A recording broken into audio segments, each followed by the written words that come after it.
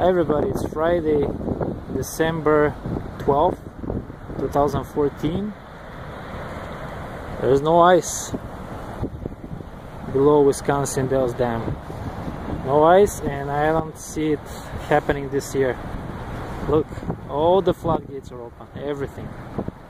Everything is blaring,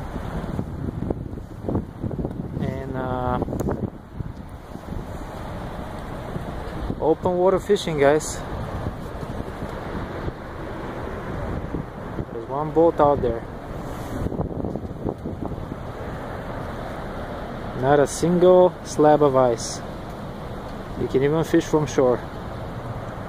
Water is up. Be safe out there. Temperatures will be above 30 the whole weekend.